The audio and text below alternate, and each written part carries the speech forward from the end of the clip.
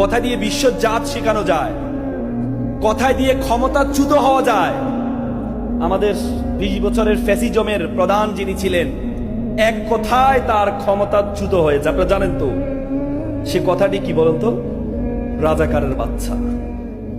একটি কথায় সে ক্ষমতাচ্যুত হয়েছে, একটি কথার কারণে। এজন্য কথা বলবেন, সাবধানে বলবেন। কতগুলো ক্যামেরা এখানে আছে, সাবধানে বলতে হবে। একবার একটা রাজা তার সন্ন্যাসীকে ডাকলেন, সন্ন্যাসী তুমি আমার জগৎ সম্বন্ধে তুমি একটা ধারণা দাও, ভবিষ্যৎবাণী করো, আর আমার সম্বন্ধে ভবিষ্যৎবাণী করো। সন্ন্যাসী তাকে বললেন, রাজা সাহেব, আপনার সাম্রাজ্য এত দূর পর্যন্ত বিস্তৃত হবে, তবে আপনার সামনে আপনার পরিবারের সকল সদস্য মারা যাবে। রাজা তো খেপে গেল, আমার সামনে আমার পরিবারের সকলেই মারা যাবে। রাজা তাকে বন্দী করে, একে বন্দী কর, কি কথা বলেছে, কি ভবিষ্যৎবাণী করেছে।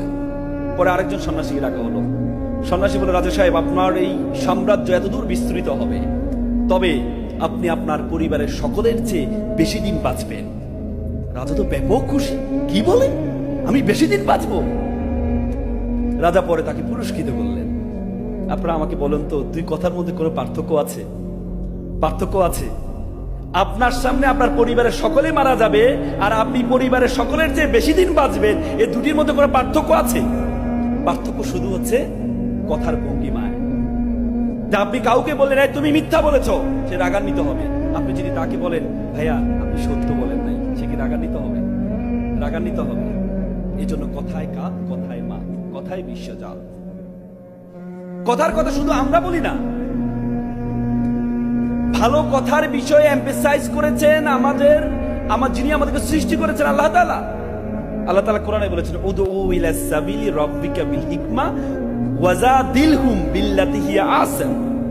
আল্লাহ বলেছে ওয়াজাদিলহুম, তোমরা কথা বলো, তোমরা বিতর্ক করো।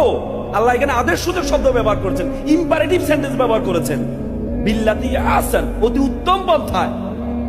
এখানে আল্লাহ আরবি গ্রামারে যাকে বলে তাফজিল ব্যবহার করেছেন, এবং সুপারলেটিভ ডিগ্রি ব্যবহার করেছেন, অতি উত্তম পন্থায়। তোমরা অতি উত্তম পন্থায় কথা বলো। আল্লাহ রাসূল আরো চমৎকার কথা বলেছেন।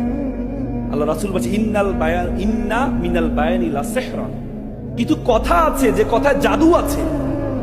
জাদু যেমন মানুষকে বশ করে ফেলে, মানুষকে নিজের আয়ত্তের মধ্যে নিয়ে আসে, মানুষকে যেভাবে বলে সেভাবে করার জন্য বলে, সেম মানুষ যখন কথা বলে তখন মানুষ তাকে জাদুর মতো বশ করে ফেলে। বনি ইসরায়েলের উপর নবী আসছেন মুসা আলাইহিস সালাম। মুসা আলাইহিস সালামের কথা বেশি আল্লাহ তাআলা শুনেছেন। মুসা